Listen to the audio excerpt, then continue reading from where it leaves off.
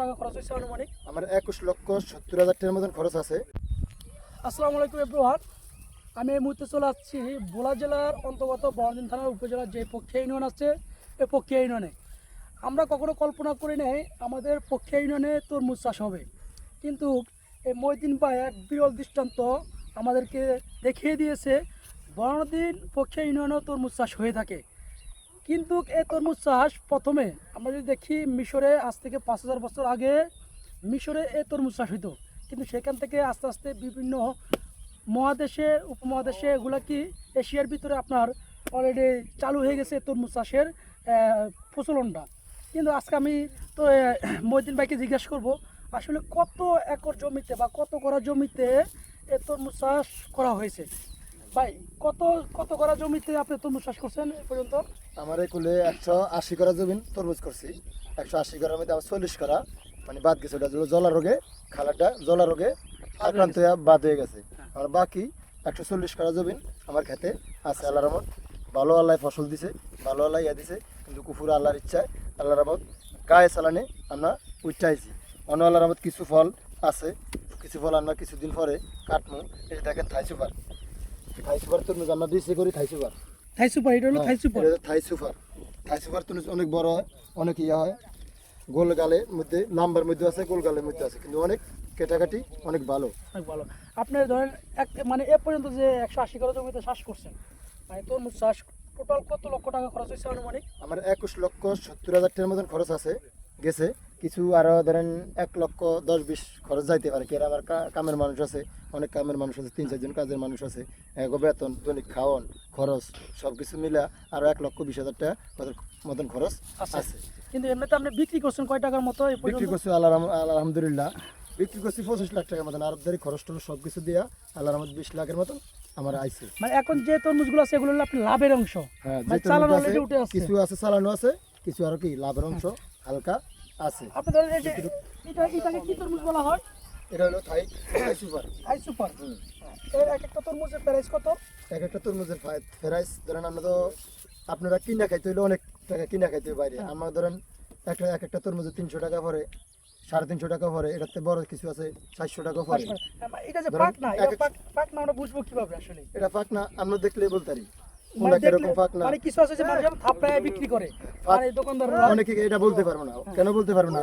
ধরেন আমরা কিছু তরমুজ দেখলে কইতে পারি কিরকম। ধরেন এই যে এই তরমুজটা আলহামদুলিল্লাহ পাক না, কিন্তু ওরকম বেশি পাক হয় না, বেশি পাক না। বেশি পাক হয় না।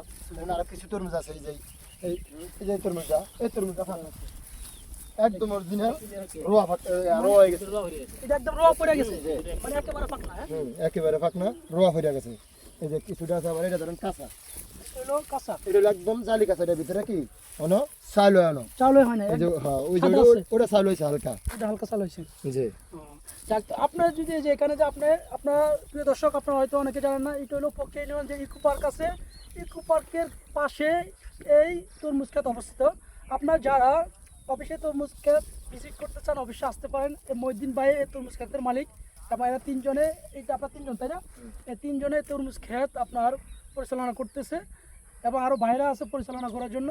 তো এখানে যদি এখানে যদি কোনো দর্শক মানে একটা কিনতে আসে, মানে একটা তরমুজ কিনতে আসে বা কেউ দুইটা তরমুজ কিনতে আসে, বাজারে দাম বেশি, এখানে আসলে আপনি কি ওইভাবে কি বিক্রি করবেন? তার কোনো সুযোগ নাই। সুযোগ না কেন? আপনি আপনারা বলে দেই, আপনি আপনার জন্য একটা বেচুন, আরেকজনের কেউ আমার তো একটা বেচুন না, বেচুন না কেন? তো এটা আমার কি প্রতিরোধ হওয়া লাগে। আমার তার প্রতি কি আমার কি ঘৃণা করবো? ঘৃণা করার কারণে আমি তার কাছে বেশি না কেরে। আমার এগুলো একটা তরমুজ আপনি নেবেন 100 টাকা, আরেকজনে কইব আমার ওই বড়টা দেন 100 টাকা।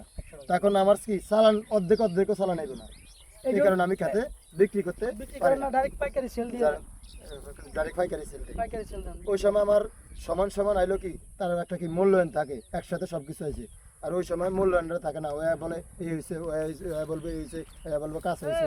এই কারণে আমরা কি খেতে আমরা তো প্রায় দেখি ভোলা জেলার চাষ হয় সর্বশন যে এরিয়াটা আছে, সর্বশন এরিয়ার দিকে, কিন্তু কখনোই যে আমাদের পক্ষে ইউনিয়নের চাষ হয় না। আমরা এই প্রথম দেখতেছি জন্মের পরে আমাদের পক্ষে ইউনিয়নে তরমুজ চাষ হচ্ছে। এটাতে আসলে আপনার এলাকাবাসী আপনাকে কিরকম উৎসাহ দিচ্ছে? আমার এলাকাতে ধরেন কিছু লোক আছে, ধরেন উৎসাহ দিছে। উৎসাহ না দিলে তার আমি এগুলো আইটেম পারব না। আমার কিছু লোক আছে ঘৃণাজনক, মানে অহংকার, মানে অহংকার মানে করে। আপনি আমার ওই যে- এটা চায় না, এই তো? কিছু লোক আছে অহংকার করে, আমি গরু পাললে আমার একটা ব্যবসা হইতো ইয়ে হইতো এসে আমার গরু লোকসান হয়েছে বিভিন্ন পদে মানে হরানি। আবার কিছু কিছু লোক আছে ধরেন হেরা 200 না দিতে আমি একেবারে পাইতাম না। এই জমিগুলো কি আপনি লিজ নিছেন নাকি নগদ খাজনা হিসাবে? এটা হলো আমার নগদ খাজনা জমি। নগদ খাজনা। নগদ খাজনা জমি না। এগুলো তো এর মতো যেহেতু ভেরি সাইডে ধান টান অতটা হয় না, তো এগুলো তো নগদ কিরকম নেয়?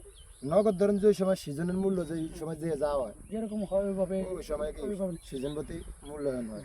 প্রিয় দর্শক, আপনারা দেখতে পাচ্ছেন এই মহিউদ্দিন বাইরে আপনারা যারা ইকো পার্কে ঘুরতে আসেন অনেকে চিনে থাকেন। ইকো পার্কে পাশে ওনার বাসা। তো আপনারা যারা ইকো পার্কে ঘুরতে আসবেন, যদি তরমুজ ক্ষেত ভিজিট করার মতো আপনাদের আগ্রহ জাগে তাহলে অবশ্যই এখানে আসতে পারেন।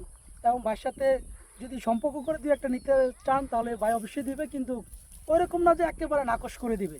তো সবাই ভালো থাকবেন, আল্লাহ হাফেজ, আসসালামু আলাইকুম।